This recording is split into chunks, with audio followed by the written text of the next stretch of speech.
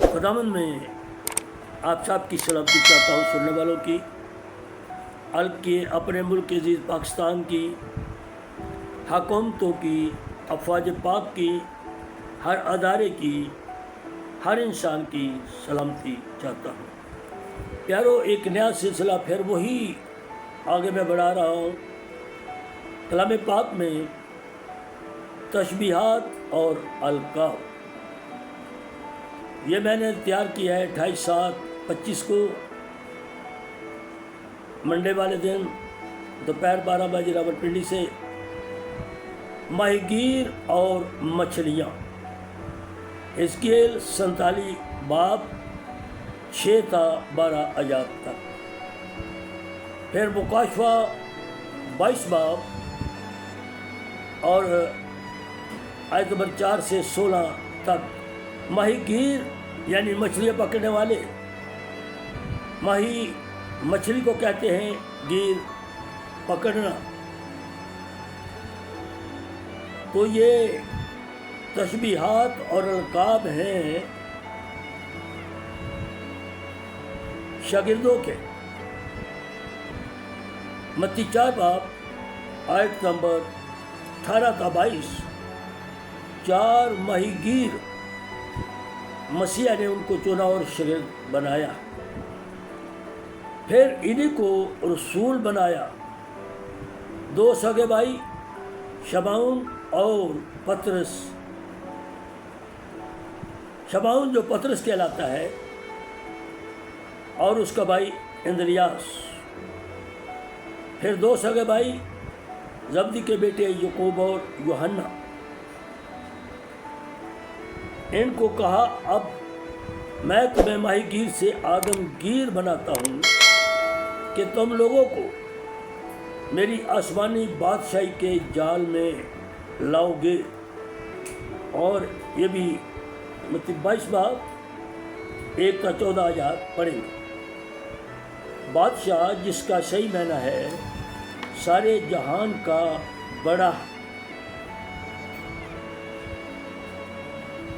और ये खुद खुदा है। जैसे ज़बूर 24 में गाते हैं, रब खुदावंद बादशाह है, ओ जलालदा बादशाह है, सारी दुनिया का सुल्तान, और सुल्तान से है सल्तनत, ताज सुल्तानी। और बादशाह खुदा है। बेटे की शादी, यीशु मसीह की दूसरी आमद, बैसियत दुल्हा। जैसे मत्ती 22 बाब में भी है, एक बादशाह ने बेटी की शादी रचाई और दुल्हा खुदावंद यीशु मसीह हैं। बराती मत्ती 9 बाब 15 आयत से यीशु मसीह पर एक सवाल हुआ, तनकीद की गई कि हम फरीसी भी अक्सर रोज़ा रखते हैं, यहूदा के शागिर्द भी रोज़ा रखते हैं, क्या सबब है तेरे शागिर्द रोज़ा क्यों नहीं रखते? तो जलाल के बादशाह ने क्या कहा मसीहा ने, क्या बराती जब तक दुल्हा उनके साथ है मातम कर सकते हैं? दुल्हा बजाते खुद जनाब हजूर अल मसीह, बराती उस वक्त उनके वफादार शागिर्द रसूल, फिर उनके वसीला से जो आसमानी बादशाही के जाल में आ रहे हैं। अगर मसीहा के आने तक जिनकी रूहें इंतकाल करके आसमान पर चली गईं, तो वो बैसियत बराती आएंगे शागिर्दों के रसूलों के साथ। अगर हम इस दुनिया से चले गए तो हम बैसियत बराती आएंगे। कलीसिया जो इस दुनिया पर है या हम रह गए, हमारे यहाँ होते आए, तो हम दुल्हन हैं। कलीसिया को दुल्हन कहा गया। अब दूल्हा और दुल्हन क्यों? कि शरीयत में दूल्हा और दुल्हन का निकाह से पहले जिस्मानी, रूहानी, ज़हनी, कल्बी पाक साफ रहना बहुत ज़रूरी शर्त था। इसलिए मसीहा ने ये रिश्ता दिया, ये तशबीहात दी, ये अलकाब दिए क्योंकि वो तो पाक रूह की पैदाइश है, वो तो है ही पाक। और हमारे लिए भी कहा गया है, ऐ मसीहो तुम भी अपने आप को ऐसा ही पाक बनाओ जैसा तुम्हारा बनाने वाला पाक, खुदा बाप पाक, बेटा यीशु मसीह पाक। वो दूल्हा पाक, कलीसिया को मसीह दुल्हन वो कहते हैं पाक बनो। इसके लिए भी आप पढ़ेंगे मुकाशवा 22 बाब 16 और 17 आया। पहले ये कलीसिया है। अब मछलियों के साथ कलीसिया को तशबीह दी गई। मत्ती 13 बाब आयत नंबर 13 था 50। मसीह ने फरमाया वो अच्छी मछलियों अपने स्टॉक में जमा करेगा और बुरी और गंदी मछलियों को बाहर फेंक देगा, यानी जहन्नम की आग में वो डाले जाएंगे। अच्छी मछलियों से मुराद है अच्छे रास्तबाज लोग, अच्छे ईमानदार लोग, गुनाह और बदी से अपने आप को महफूज और पाक रखने वाले लोग अच्छी मछलियों के साथ तशबीह दी गई है। बुरे और गंदे घिनौने काम करने वाले गुनहगार लोगों को गंदी मछलियाँ कहा गया है और वो जहन्नम की आग में डाले जाएंगे।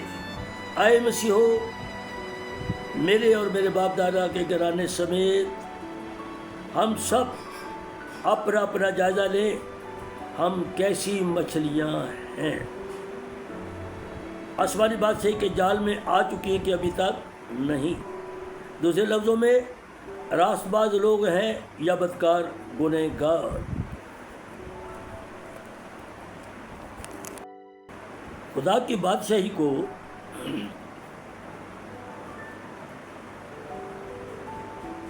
एक पोशीदा खजाना के साथ और उम्दा मोती के साथ तशबीह दी गई है। मत्ती 13 बाब आयत नंबर 44-46। यहाँ मसीह ने वाज़ह किया कि एक शख्स अपना सब कुछ बेचकर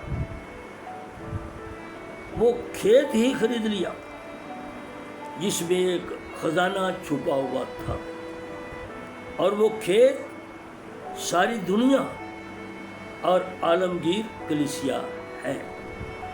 और वो पोशीदा खजाना आसमान की बादशाही है जिसको हमारे मुस्लिम भाई जन्नत और बहिश्त कहते हैं, जहाँ सुकून है, अमन है। फिर कहा कि आसमान की बादशाही को मैं किसके साथ तशबीह दूं? वो एक ऐसा मोती है कि जिसको एक सौदागर ने, जिसको उम्दा मोतियों की तलाश थी, और उसे पता चला कि वो उम्दा मोती फलां जगह है, वो भी घर गया, उसने सब कुछ बेच डाला और वो उम्दा मोती खरीद लिया। आसमानी बादशाही हासिल कलाम ये हुआ, आसमानी बादशाही के मुकाबले में दुनिया की हर चीज़ चाहे कितनी भी कीमती क्यों ना हो वो हेच है। फिर बोलूँगा, पौलुस रसूल ने यही कहा, जितनी चीज़ें मेरी नफ़ा की थी मैंने उनको खुदा की बादशाही के लिए, आसमानी बादशाही हासिल करने के लिए सबको ठुकरा दिया, उनको मैंने कूड़ा और करकट समझा।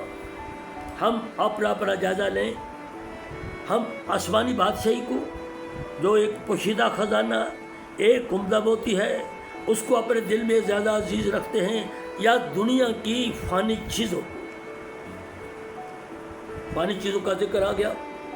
पतर रसूल अपने ख़त में लिखते हैं, गाबन पहला ख़त पहले बाब, आए अजीज़ो तुम्हारी मखलसी इन फ़ानी चीज़ों यानी सोना चांदी के ज़रिया से नहीं हुई, बल्कि खुदा के बेऐब और बेदाग बरे यानी यीशु मसीह के बेशबा कीमती खून से हुई। दुनिया की सारी चीज़ें उस इलाही मकाम के मुकाबले में कुछ भी नहीं है, हेच है। फिर तमसील मत्ती 13 बाब में और शबी दी गई, गेहूँ और कड़वे दाने, गेहूँ यानी ईमानदार और रास्तबाज लोगों को कहा गया, उन गेहूँ के साथ तशबीह दी। गेहूँ क्यों? यानी गंदम। गेहूँ से, गंदम से जो आटा निकलता है वो बेकरी की तकरीबन हर चीज़ में वो गेहूँ का इस्तेमाल होता है।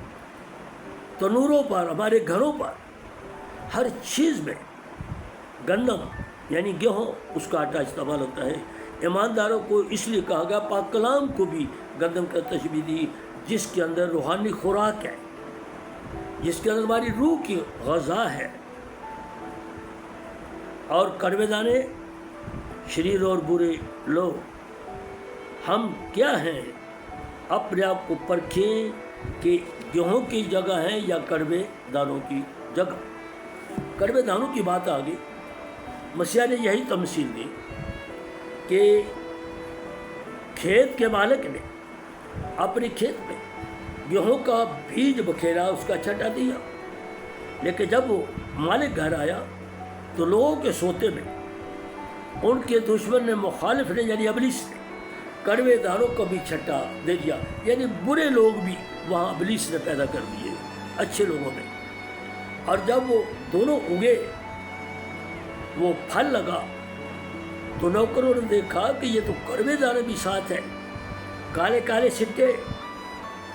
मसीहा फरमाते हैं, नौकरों ने मालिक से पूछा, ऐ खुदावंद, क्या आपने गेहूँ के साथ कड़वे दाने भी बीज दिए?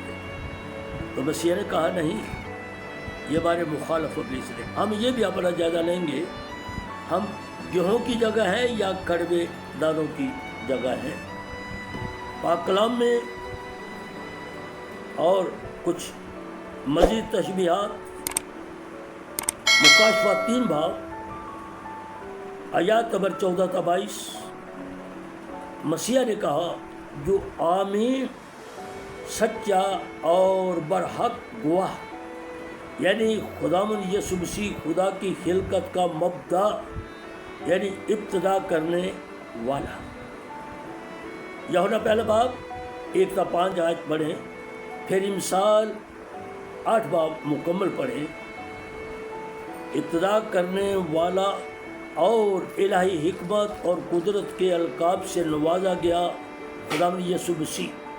पहला करंथियों पहला बाब आयात 18-31 पढ़े।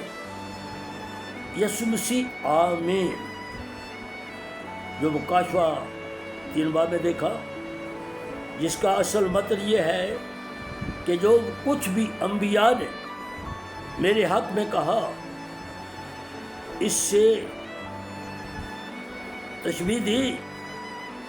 मेरे खुदा बाप ने मेरे हक में कहा और बाद में मैंने खुद भी जो अपने हक में कहा, मैं इन सब बातों को मानता हूँ।